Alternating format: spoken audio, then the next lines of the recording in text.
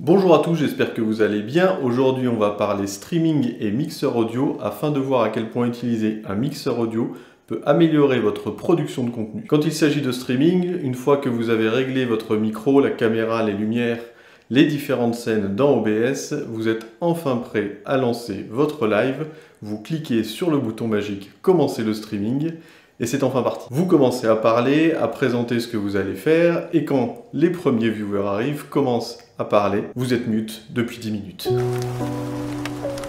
Afin de se protéger contre ça, il faut pouvoir monitorer l'audio que l'on envoie à Twitch, YouTube ou n'importe quelle plateforme de streaming. Monitorer l'audio va vous permettre d'une part de vérifier que votre microphone n'est pas mute, mais aussi que le son de votre jeu n'est pas trop fort ou trop faible, ou que la musique que vous passez en fond ne couvre pas l'ensemble. Pour ça, il existe des solutions logicielles qui sont probablement très bien, mais aujourd'hui, ce que je vais vous montrer, c'est comment utiliser une table de mixage physique comme celle-ci pour gérer tout l'audio de votre live. Pour expliquer rapidement, une table de mixage vous permet de brancher plusieurs sources audio physiquement sur un même appareil afin de pouvoir contrôler le volume de chaque source séparément, dans le but d'avoir un mix de sortie que vous pouvez directement envoyer dans OBS et vous avez la certitude que vos viewers entendront la même chose que vous. Pour cette vidéo, je vais utiliser la Xenix 802 USB de Behringer car elle est assez compacte, mais dispose tout de même des fonctionnalités importantes d'une table de mixage. Alors pour commencer, vous pouvez voir qu'il y a plusieurs voies organisées verticalement que je montre actuellement avec mon doigt.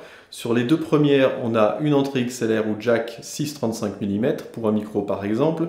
Concernant les deux suivantes, on a deux entrées jack 6,35 par voie, ce qui permet de brancher deux périphériques mono sur une même voie ou un seul mais en stéréo.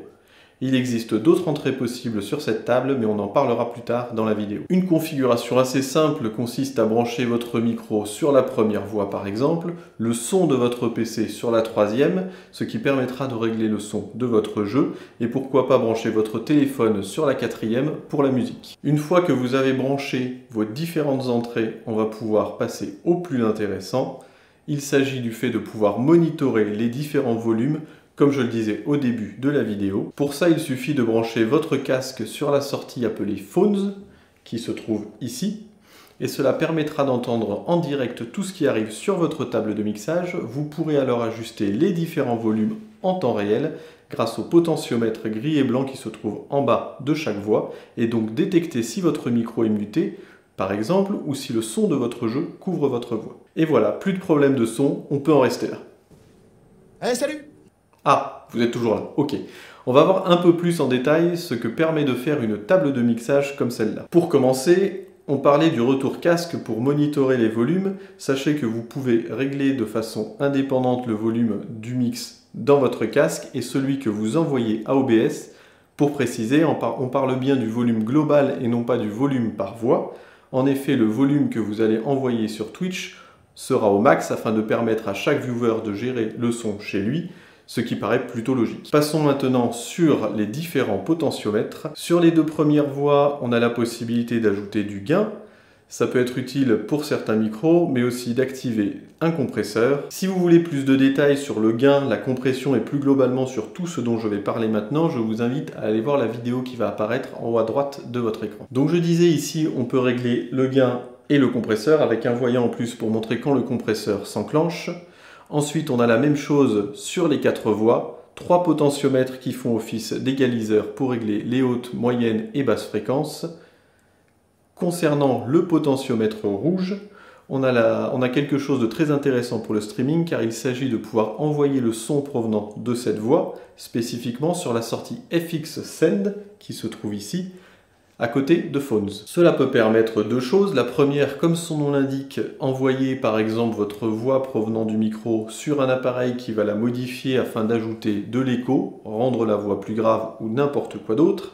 Il y a des milliers d'exemples que vous avez probablement déjà vus. L'autre possibilité qui est aussi intéressante pour du streaming, c'est de pouvoir envoyer spécifiquement votre voix sur Discord par exemple, si vous jouez avec des amis, afin de ne pas envoyer tout ce qui sort de votre mixeur, car cela contient le son du jeu, la musique ou autre. À vous de voir ce qui est le plus intéressant par rapport au contenu que vous souhaitez produire. Le dernier potentiomètre qui apparaît ici en noir permet de régler la balance gauche-droite du son. Pour le streaming, je ne vois pas d'application particulièrement intéressante, mais si vous en avez, n'hésitez pas à me le dire dans les commentaires, je serai ravi de le découvrir. Plus tôt dans la vidéo, je parlais d'avoir d'autres entrées possibles, vous en avez une ici en RCA stéréo, qui est juste à côté d'une sortie stéréo.